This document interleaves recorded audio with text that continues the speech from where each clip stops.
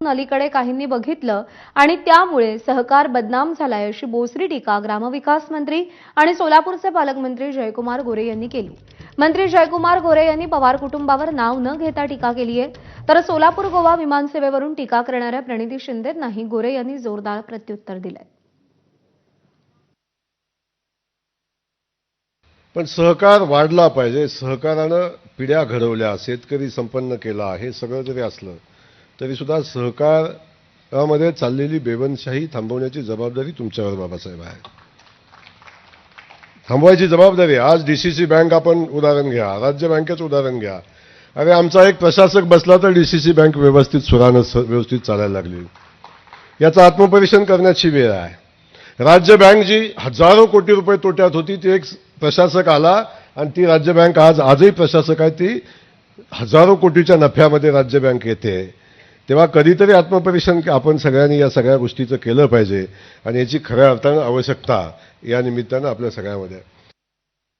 कारखानदारी हा स्वतःचा कुटुंब चालवायचा व्यवसाय म्हणून अलीकडे काही लोकांनी बघितलं आणि ती कारखानदारी मुळीत निघाली आणि त्यामुळे सहकार बदनाम झाला।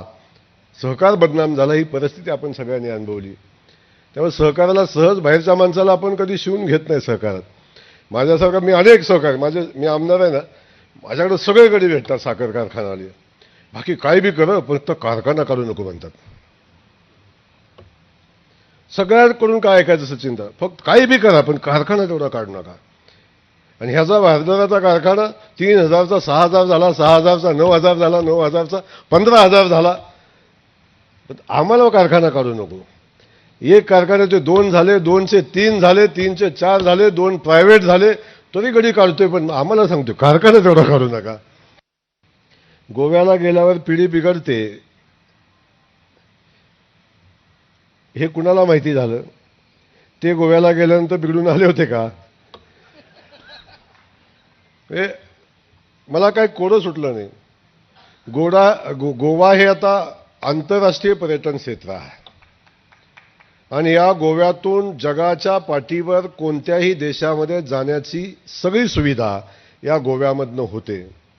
त्यामुळे गोव्यातनं आपण शक्य आहे तिथं सगळीकडे पोहोचू शकतो। त्यामुळे गोवा सुरुवात झालेली आहे, आता पुन्हा मुंबईचं पाहिजे आपल्याला। त्यामुळे पुन्हा मुंबई सुद्धा आता चालू होईल, आता काय अडचण याची कारण नाही। एक छोटासा ब्रेक घेतोय, बुलेटिनमध्ये पाहत रहा एबीपी माझा।